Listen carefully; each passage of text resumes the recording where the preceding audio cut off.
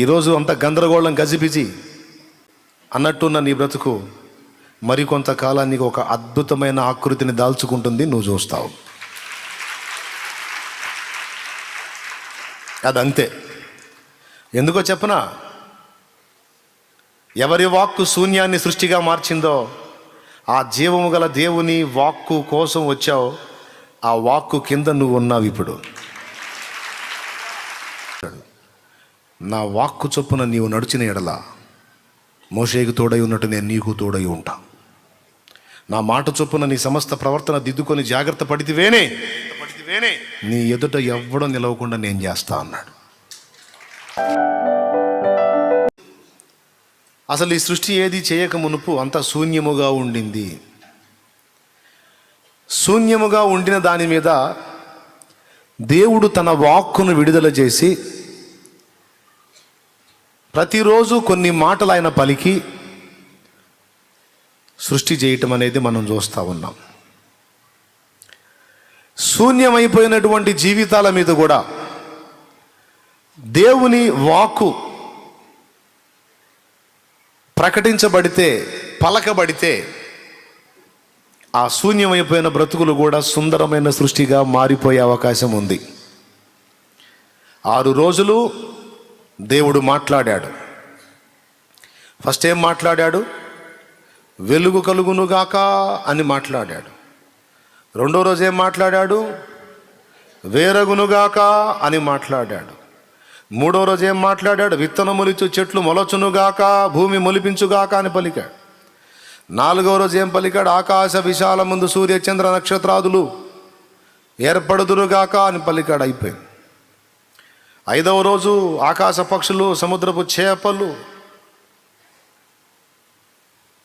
అగునుగాక అని పలికాడు. అయిపోయింది.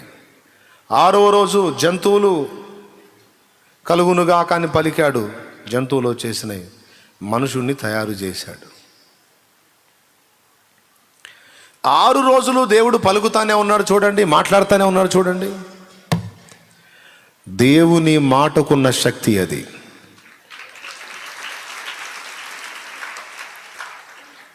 లేని వాటిని ఉన్నట్టే పిలుస్తాడు, ఆయన పలుకుతాడు. లేని వాటిని ఉన్నట్టే పిలిస్తే లేనివి వస్తాయి. లేని వాటిని ఉన్నట్టు ఆయన పలికితే అవి ఏర్పడతాయి. అది దేవుడు అంటే.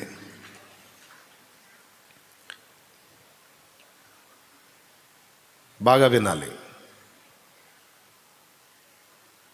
ఈరోజు పూర్తిగా భిన్నంగా మారిపోయిన మన బ్రతుకుల్లో ఆ దేవుడే తన వాక్కును విడుదల చేయగలిగితే అవి ఎంత తారుమారుగా తలక్రిందులుగా అయిపోయినవైనా అవి ఆశీర్వాదకరంగా తిరిగి మార్చబడే అవకాశం ఉంది దేవుని వాక్కు ద్వారా.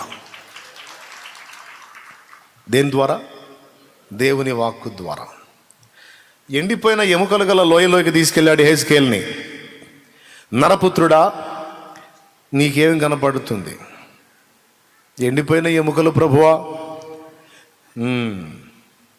కుప్పలు తెప్పలుగా ఉన్నాయి. కాలు ఎముకలు, చేతి ఎముకలు, కాలర్ బోర్ ఎముకలు,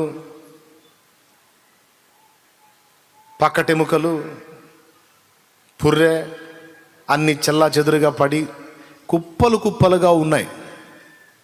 అంటాడు, నరపుత్రుడా ఎండిపోయిన ఎముకలు బతకగలవా అంటాడు. అప్పుడు ప్రవక్త అన్నాడు, ప్రభువా యెహోవా, అది నీకే తెలియను. అంటే అర్థం ఏంటో తెలుసా? నువ్వు తలుచుకుంటే బతికించగలవు, వద్దనుకుంటే అంతే ఉంచగలవు. సజీవులను మృతులుగా మార్చగలవాడివి. నుతి నొంది ఎముకలుగా మారిపోయినటువంటి ఎండిపోయిన ఎముకలను సైతం సజీవమైన వ్యక్తులుగా చేయగల దమ్మున్న వాడివి దేవా నువ్వు. నేల మంటిని తీసుకొని మనిషిగా చేసి తిప్పుతున్నావు. మేము కూడా రోబోట్లో తయారు చేస్తున్నాం. మేము ఫీడ్ చేసిన ప్రోగ్రామే అందులో రన్ అవుతుంది. అంత మించి ఇంకేం కావటల్లా. అవి కూడా మిషన్లు చెడిపోతే పని చేయటల్లా. కానీ నాయన, నేల మంటిని తీసుకొని బొమ్మను చేసి ఊపిరి ఊది బతుకురా అంటే అమ్మమ్మ ఎన్ని తెలివితేటలు, ఎంత జ్ఞానం. నిన్ను చూసి మేము కూడా చేద్దామని చూస్తే మేము చేసినవి మా అవతారాల్లాగానే ఉన్నాయి. ఎముకలను పేర్చి, మాంసము పొదిగి, నరములను కండరములను అల్లి, పైన చర్మము గప్పి, తలకి జుట్టు, ఇక్కడ ఉన్న రంధ్రాలను ప్యాక్ చేస్తూ ముక్కు, నవలటానికి వీలుగా పళ్ళు, నవ్వితే అందంగా ఉండేటట్టు పళ్ళు. ఏం నవ్వండి ఒకసారి అవా. దేవునికి స్తోత్రం కలుగును కాక. చూపు చూడటానికి కళ్ళు, అందులో కూడా అందమైన కళ్ళు. అమ్మమ్మ ఎట్లా చేసావునైనా నువ్వు యేసయ్యా. ఎండిపోయిన ఎముకలను అలాగా నువ్వు చేయగలవు. ఇలా అన్ని విషయాల్లో కరెక్ట్గా ఉన్న వాళ్ళని మళ్ళీ ఎండిపోయిన ఎముకలకు కూడా చేయగలవు. ప్రభువా యెహోవా అది నీకే తెలియను అన్నాడు. సరే నేను చెప్పానని చెప్పు అని దేవుడు తన వాక్కును ప్రవక్తకు విడుదల చేస్తే వినాలి బాగా. దేవుడు తన వాక్కును ఎవరికి విడుదల చేశాడు? దైవజనుడికి విడుదల చేస్తే దైవజనుడు ఆ వాక్కు తీసుకుని ఎండిపోయిన ఎముకల మీద విడుదల చేశాడు. ఎండిపోయిన ఎముకలారా యెహోవా సెలవిచ్చినదేమనగా ఆలకించండి అన్నాడు. దేవుడు ప్రవక్తతో మాట్లాడితే, దేవుడు దైవజనుడితో మాట్లాడితే, దైవజనుడు ఆ ఎండిపోయిన జీవితాలతో మాట్లాడితే అవన్నీ తిరిగి మహాసైన్యమై నిలిచాయి.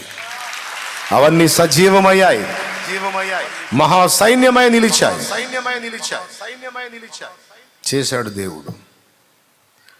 ఈరోజు ఫస్ట్ సంతోషించాల్సిన మాట చెప్తున్నాను.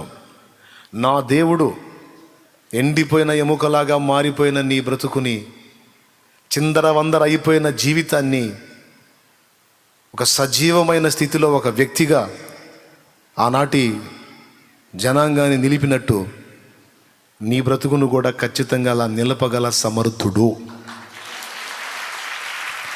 శూన్యమైన నీ బ్రతుకుని ఒక సుందరమైన ఆకృతిలోనికి తీసుకురావటం నా దేవునికి చేతనవును.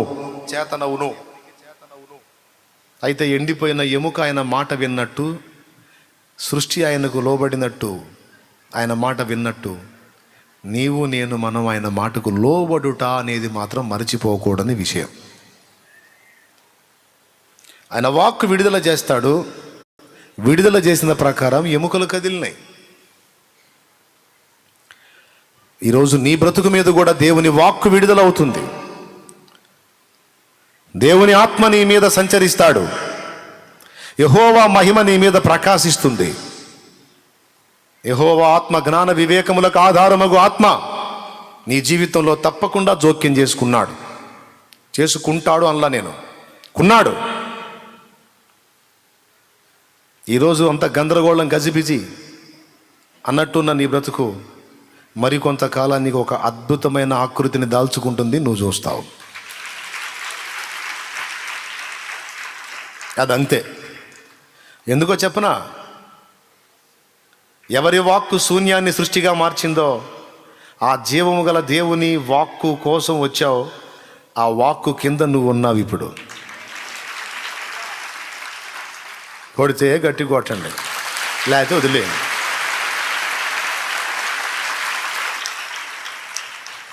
జీవము గల దేవుడైన యెహోవా సురక్షితమైన రెక్కల క్రింద సేద తీరడానికి నువ్వు వచ్చావు. ఆరోగ్యవంతమైన ఆయన రెక్కల క్రింద నెమ్మది పొందడానికి నువ్వు వచ్చావు. నువ్వు ఏ స్థితిలో ఉన్నావో, ఎంత గందరగోళంలో ఉన్నావో నాకు తెలియదు, నీకు తెలుసు. ఒక్కటే నీకు చెప్పగలుగుతా, నువ్వు ఎవని దగ్గరకు వచ్చావో, ఎవని ఎదుట సాష్టాంగపడి ఉన్నావో అతడు మాత్రం సామాన్యుడు కాదు. అతడు సామాన్యుడు కాదు.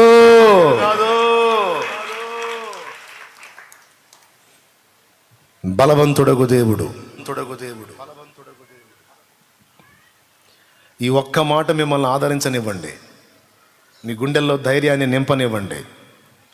నేను యథార్థంగా దేవుని సంబంధిగానే ఈ వాక్కు విడుదల చేస్తున్నా. విశ్వసించిన వాడెల్లా పొందుకుంటాడు. విశ్వసించిన వాడెల్లా స్వతంత్రించుకుంటాడు అద్భుతాలను. సందేహపడేవాడు బతుకు అంతే. ఏడిసేవాళ్ళే అంటే నీ బతుకు ఏడిపోయి. నోనో, నేను విశ్వసిస్తున్నా అంటే ఖచ్చితంగా నువ్వు స్వతంత్రించుకుంటావు. మరికొంతకాలంలో ఆ కార్యం చూస్తావు. Amen, amen, amen. దేవుడు పలికాడు, జరిగిందంతే. దైవజనుడితో పలికిస్తాడు ఒక్కోసారి. దేవుడు ఎహెజ్కేలుకి చెప్పి ఎహెజ్కేలు చేత ఎండిపోయిన ఎముకల మీద బలికిచ్చాడు. డైరెక్ట్గా ఆయనే బలకొచ్చుగా. రహస్యం గుర్తించండి. డైరెక్ట్గా దేవుడే ఎండిపోయిన ఎముకలారా అని ఆయనే చెప్పొచ్చుగా. ప్రవక్త, దైవజనుడా నువ్వు చెప్పు అన్నాడు.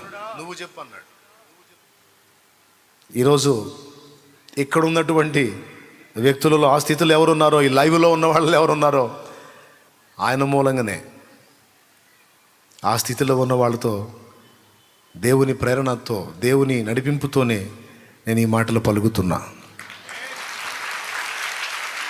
తప్పకుండా నువ్వు దేవుని కార్యాన్ని చూస్తావు. విశ్వసించు, స్వతంత్రించుకో. ఇంకా డౌట్ పెట్టుకోవా, అనుమానాలు పెట్టుకోవా. వాడు దరిద్రుడు ఏం ఊదాడో హవ చెవులో, అప్పటి నుంచి ఇప్పటిదాకా ఆ బ్లడ్ అలానే పనిచేస్తుంది. అనుమానాలు, ఇది నిజమా అని ఊదాడు వాడు. అప్పుడు ఆ స్వరం అప్పటి నుంచి ఇప్పటిదాకా అది అట్టే వినపడతానే ఉంది.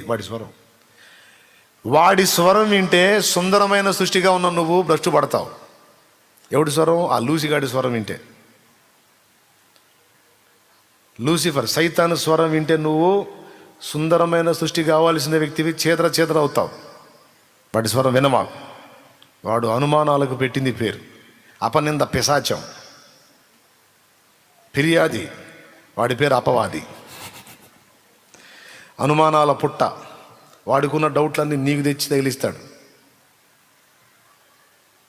కాబట్టి అవేవి నువ్వు లక్ష్య పెట్టొద్దు. లేని వాటిని ఉన్నట్టు పిలిచి శూన్యాన్ని సృష్టిగా చేయగలిగిన యేసయ్య వాక్కును మాత్రమే విశ్వసించు. నీకు సాధ్యమే, సర్వం సాధ్యమే, ఒక మాట పలికిన చాలు. నీకు సాధ్యమే, సర్వం సాధ్యమే, ఒక మాట పలికిన చాలు. అయ్యా ఒక మాట పలికిన చాలు. అయ్యా ఒక మాట పలికిన చాలు. నిన్న పలు వినో దైవమా, నా కన్నీరు దైవమా, స్వస్థతనిచ్చు దైవమా. నీకి స్తోత్రము యేసయ్యా, నీకి స్తోత్రము యేసయ్యా. దేవునికి మహిమ. చేయలేడా దేవుడు నీ జీవితాన్ని? ఎంతమంది నమ్ముతున్నారు?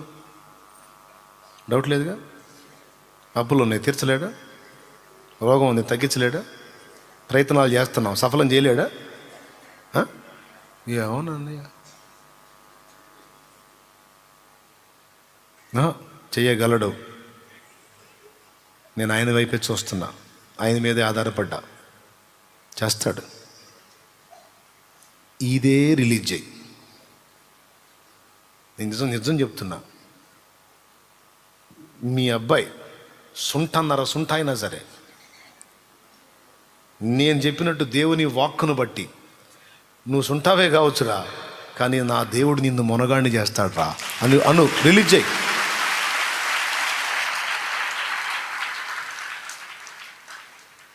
మనం సైతాను గడిది రిలీజ్ చేస్తాం. దేవుడు వాడిని పుట్టించాడంటే వాడితో పని ఉండేగా పుట్టించాడు. నీ కొడుకు అయినంత మాత్రాన, నీ కూతురు అయినంత మాత్రాన, వాళ్ళకి అంత సబ్జెక్టు జ్ఞానం లేకపోయినంత మాత్రాన నువ్వు వాళ్ళని అనొచ్చా? నువ్వు చేసేవాళ్ళనే. ఆయన కోసం ఆయన చేసుకున్నాడా? పెద్ద చెప్పండి. మరి ఆయన కోసం ఆయన చేసుకుంటే నీ పెత్తనం ఏంది? బోడి పెత్తనం. దరిద్రం మాటలను బలుగుతావేంది వాళ్ళ మీద? సైతాన్ గారు చెప్పింది రిలీజ్ చేస్తావు పిల్లల మీద, దరిద్రపు వాక్కులు. నీ కర్మ ఎట్టగాలింది, నీ బతికెట్ట తగలబడింది, ఏమైద్దో, అట్టబోతావో ఎట్టబోతావు, ఈ దరిద్రపు మాటలను ఎందుకు మాట్లాడుతున్నాను పిల్లల మీద? నువ్వు దేవుని బిడ్డగా, దేవుని సంబంధిగా, దేవుని మనిషిగా, నువ్వు ఏం విడుదల చేయాలా నీ నోటి నుంచి? చెప్పండి, ఏం విడుదల చేయాలా? పోనీ వాడిని బట్టి కాదు, నిన్ను బట్టి కాదు, దేవుని బట్టి ఏం విడుదల చేయాలా? ఒరే నువ్వు వెధవే, నేను వెధవనే, కానీ మన ఇద్దరం వెధవలని మునగాళం చేసేవాడు ఒకడు ఉన్నాడు రా పైన అనొద్దు. దరిద్ర మాటలన్నీ మాట్లాడుతుంటారు పిల్లల మీద. కాస్త కోస్త దేవుడు వాడిని ఏదో పనోడిగా చేసుకుంటే ఈ వాక్కు విడుదలయ్యి విని విని విని వాడు ఇట్ట తయారవుతాడు నువ్వు పలికినట్టు.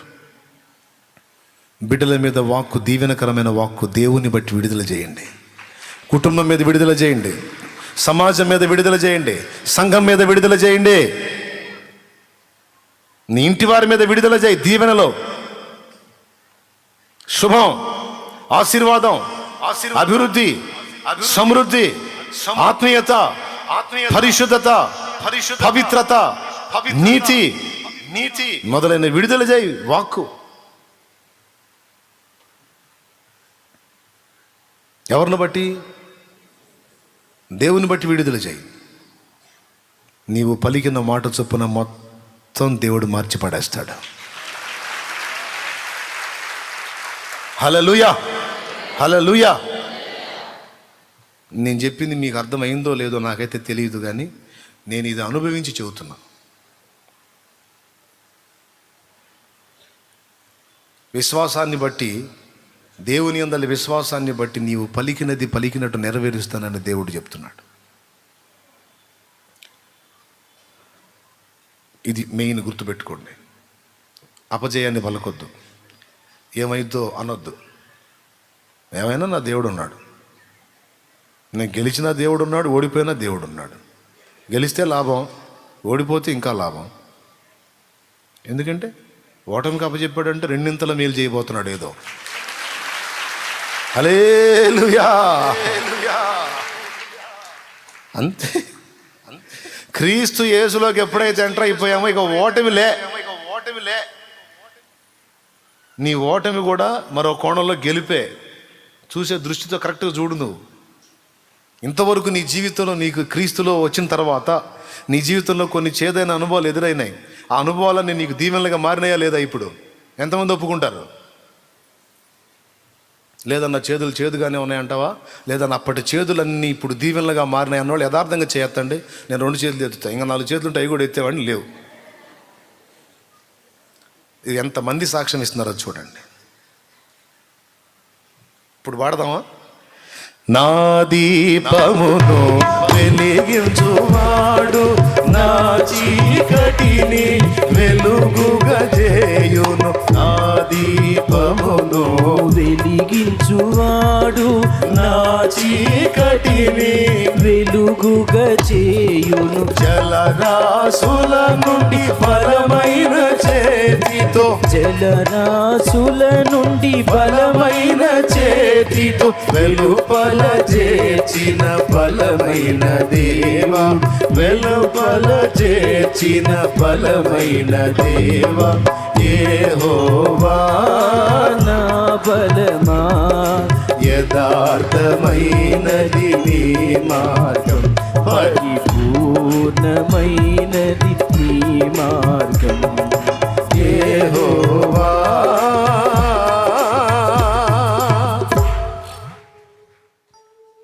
ఊరు మొత్తం వేదవన్నా సరే, మీ వాడిని మాత్రం నువ్వు నిన్ను దేవుడు మేధావిని చేస్తాడు అంటుండు. నేనేదో బ్లంట్గా చెబుతున్నాను, అట్లా ఏదో అదే తేలిగ్గా తీసుకునేరు.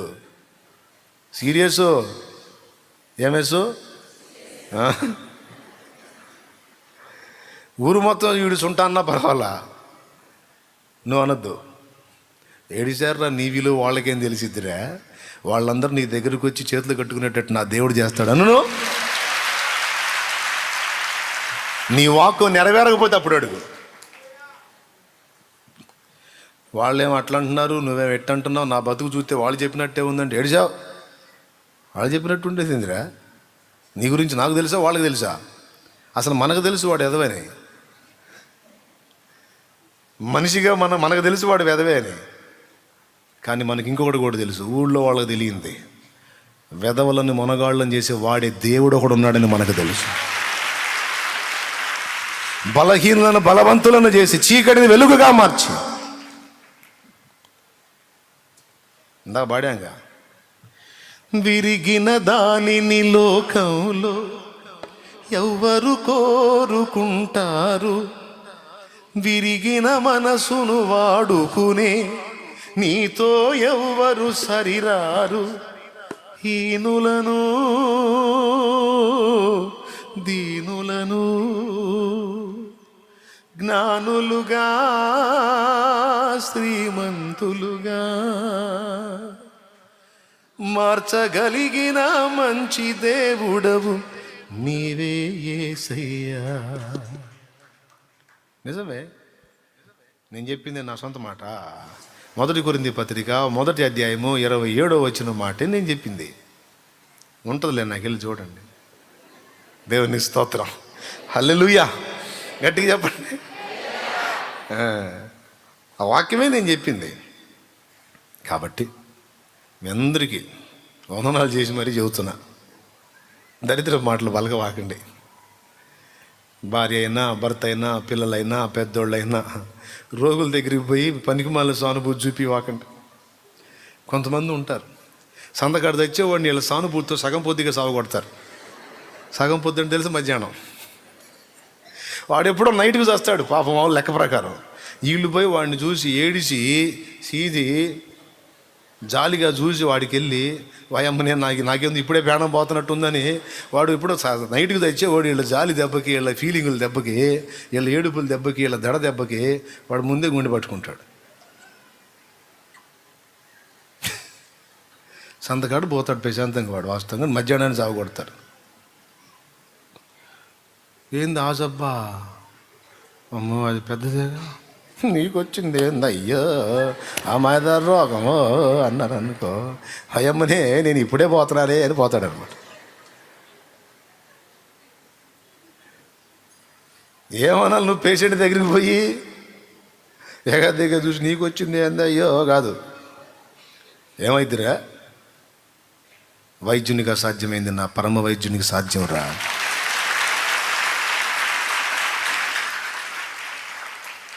ఏమైంది, ఆయన స్వస్థపరుస్తాడు. ఆయన బట్టి మనకు ధైర్యం ఉందిరా, ఆయన చిత్తమైతే లేవనెత్తుతాడు. ప్రార్థన చేస్తా, నువ్వు లెగుస్తావు అంతే. క్యాన్సర్ అయితేనేమి, కిడ్నీలు పోతేనేమి, గుండె జబ్బు అయితేనేమి, లివర్ అయితేనేమి, అదైతేనేమి, ఇదైతేనేమి, అసలు మట్టిని నిన్ను మనిషిగా చేసినోడు ఉన్నాడు కదా. ఆ అవయవాలు ఏదైనా తేడా పడితే తిరిగి బాగు చేయగలిగినోడు కూడా ఆయనే కదా. ఆయన పాదాలు పట్టుకుందాం, స్వస్థపరుస్తాడు. ఎందుకురా కృంగిపోతావు? నాకైతే భయం లేదు, నాకైతే భయం లేదు. నా దేవుడు నిన్ను స్వస్థపరచడని నమ్మకం నాకుంది. కుటుంబంలో 10 మంది ఉంటే 10 మంది కలిసి ఒక పేషెంట్, కుటుంబంలో ఒక పేషెంట్ అయితే ఆ పేషెంట్ మీద ఈ వాక్ రిలీజ్ చేయండి, ఖచ్చితంగా కొన్ని రోజులు లెగుస్తాడు. మొత్తం రిపోర్ట్స్ కూడా మారిపోతాయి మళ్ళీ యేసు నామములో. అట్లాంటి సాక్ష్యాలు ఎన్ని ఇందాక చెప్పారా? అస్సలు నాయన, ప్రకృతికి విరుద్ధమైన పనులు ఎన్నో జరిగినాయి. ఏదనుకున్నారు మరి? పలకాల, దేవుని మూలంగా, దేవుని బట్టి విశ్వాసంతో పలకాల. ఇంటి మొత్తం కలిసి ఏందో అప్పులు ఎక్కువైపోతున్నాయంటే ఎక్కువైపోతాయి. ఏ సునామలో మొత్తం పోతాయి, ఏ సునామలో మొత్తం పోతాయి అంటుండండి. ఎన్ని రోజులు ఉంటాయి చూద్దాం, చెప్పండి. ఇప్పుడు చెప్పు, మీ అప్పులు ఉంటాయా? ఎక్కువ అవుతున్నాయా? ఏ సునామలో పోతాయన్నా చెప్పు. అప్పులోళ్ళు చేతులు ఎత్తండి. ఇంకా లేనోళ్ళు ఎవరున్నారు ఎడా? ఈ దారుణం ఏంది అసలు? అప్పులో ఎత్తమని అందరూ చేతులు ఎత్తుతున్నారు. ఉంటాయా? నజరేయుడు యేసు నామములో చెప్పు. మొత్తం తీసివేయబడితే అంతే. ఏం చింతపడదు.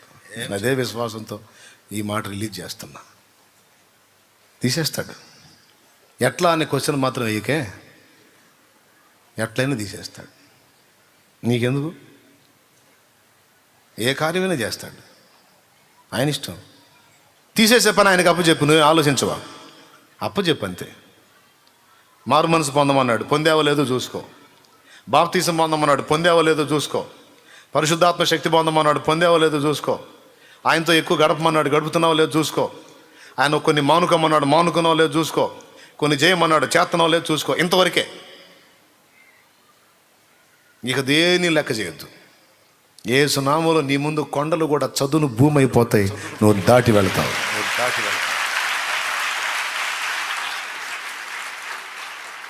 ఏదైంది మళ్ళీ చెప్పండి. ఏమేమి చూసుకోవాలి? అదే నువ్వు చెప్పిన చూసుకోవాలి. దేవునికి స్తోత్రం. అదేలే నువ్వు చెప్పినవన్నీ వరుసగా చూసుకోవాలి. మొట్టమొదటి ఏంటి? మారు మనసు పొందమన్నాడు, చెడేవారం మానుకోమన్నాడు, మానుకున్నావో లేదో చూసుకో. పాపాలన్నీ కడగబడి నిమిత్తం, ఆ పాపాల శాపాలు నీ మీద ఉండకుండా నిమిత్తం బాప్తీసం పొంది అన్నాడు. పొంది అవన్నీ నా మీదకి తీసుకుంటాను నేను, నువ్వు బాప్తీసం పొంది నేను తీసుకుంటా అన్నాడు. కొంతమంది ఈ ఇనరో, ఏందన్నా నేను మరి దేవుడు ఏ కార్యం ఏం చేయట్లేదు. అరే ముందు ఆయన చెప్పి నేను నువ్వు విధేయత చూపు, చేస్తాడు ఆయన. లోబడు, చూసుకోవాలి. అట్లా అక్కడి జాగ్రత్త పడు. నువ్వు కొండలు వచ్చినా లెక్క చేయవాలి. చదును భూమి అయిపోతాయి నీ ముందు. ఆయన కనుసనల్లో ఉన్నావో లేదో అక్కడ చూసుకోను. ఆయన అదుపాజ్ఞల్లో ఉన్నావో లేదో, ఆయన చెప్పినట్టు అడుగులు వేస్తున్నావో లేదో అదొక్కటే కేర్గా చూసుకో. ఇక పెద్ద పెద్ద వచ్చి నిలబడ్డా లెక్క చేయవాకు. ఏది ఉండదు నీ ముందు. యెహోషువతో చెప్తాడు, నా వాక్కు చొప్పున నీవు నడిచిన ఎడల మోషేకు తోడై ఉన్నట్టు నేను నీకు తోడై ఉంటా. నా మాట చొప్పున నీ సమస్త ప్రవర్తన దిద్దుకొని జాగ్రత్త పడితివేనే నీ ఎదుట ఎవ్వడం నిలవకుండా నేను చేస్తా అన్నాడు.